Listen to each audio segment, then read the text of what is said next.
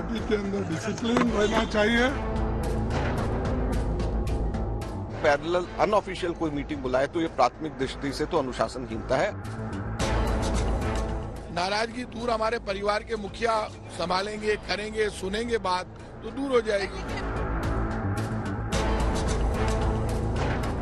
अपनी बात हमने हाईकमान के जो प्रतिनिधि आए थे उनको पहुंचाने की कोशिश की।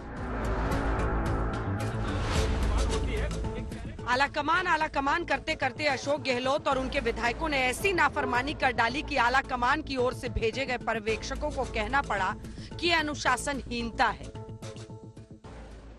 देखो, पार्टी को यूनाइटेडली रखना है और पार्टी के अंदर डिसिप्लिन रहना चाहिए और जो चीजें यहाँ घटी उसका रिपोर्ट कांग्रेस आलाकमान के दूत जिसे अनुशासनहीनता बता रहे हैं उसकी उम्मीद उन्हें कभी नहीं रही होगी, क्योंकि उन्हें पता था कि अशोक गहलोत का कांग्रेस अध्यक्ष चुनाव के लिए हामी भरना और सत्ता ट्रांसफर के लिए तैयार होने के पीछे आलाकमान की भूमिका है।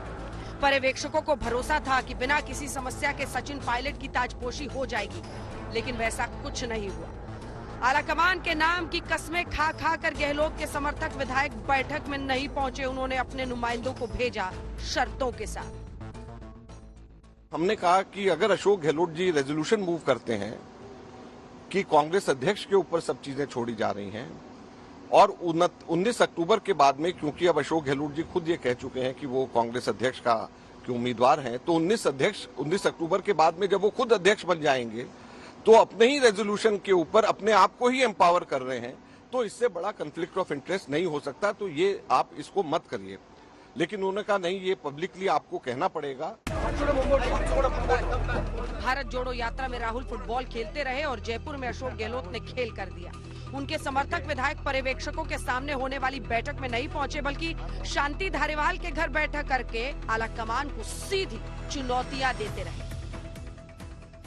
हम ये चाहते हैं कि किसी भी प्रकार से हो, लेकिन अशोक गहलोत यहाँ पर बना रहे। हम नहीं चाहते, हम इस बात को नहीं चाहते किसी प्रकार की कोई बात हो। आप हर चीज की जो है आपने कई दो पदे, आज ये बता दे कोई भी हाईकमान में बैठा हुआ आदमी ये बता दे कि कौन से 2 पद हैं आज अशोक गहलोत के पास जो आप जो है उनका इस्तीफा मांग रहे हो। अपन लोग समझ जाएं तब तो राजस्थान बचेगा, वरना राजस्थान भी हाथ से जाएगा। तो मेरा आपसे यही निवेदन है कि हाईकमान ऐसे नहीं मान। अशोक गहलोत 3 बार राजस्थान के मुख्यमंत्री बने और तीनों बार आलाकमान के आशीर्वाद से। 2018 में राजस्थान कांग्रेस के अध्यक्ष सचिन पायलट थे। उस वक्त अशोक गहलोत केंद्र की राजनीति में सक्रिय थे। बावजूद इसके आलाकमान ने उन्हें मुख्यमंत्री बना दिया और सचिन पायलट देखते रह गए। इस बार भी आलाकमान ने उन्हें अपना सबसे करीबी समझकर पार्टी की कमान सौंपने की तैयारी कर ली, लेकिन दूसरी ओर गहलोत ने आलाकमान का राग अलापते हुए आलाकमान को गच्चा देने की तैयारी कर ली। इन्होंने उड़ा दिया सूर से ही अशोक गहलोत राजस्थान का मुख्यमंत्री पर छोड़ना नहीं चाहता। जब ये बात कभी दिमाग में नहीं रही मेरे, मैं तो अगस्त में कह चुका हूँ, अगस्त के अंदर कह चुका हाईकमान को अगला चुनाव जीतना बहुत आवश्यक है कांग्रेस के। बड़ा आदि रास्ता नहीं बचा रहा कांग्रेस। अगर कांग्रेस में जीतेंगे तो कांग्रेस सब राज्यों में जीतना प्रारंभ होगा वापस पुनर्जीवित, तो मजबूती आएगी कांग्रेस के अंदर। अगले चुनाव उसके नेतृत्व में लड़ा जाए जिससे कि चुनाव जीतने की संभावना बढ़ रहा है। चाहे वो मैं हूँ या मुझसे ज्यादा कोई दूसरा है, तो उसका चयन कर लो। अशोक गहलोत खुलकर सामने नहीं आए, अपने समर्थकों की मदद से चक्रव्यूह बनाते रहे, सचिन पायलट के खिलाफ भी और आलाकमान के खिलाफ भी। लोकतंत्र संख्या बल से चलता है ना। राजस्थान के विधायक जिसके साथ होगा वो लीडर होगा ना।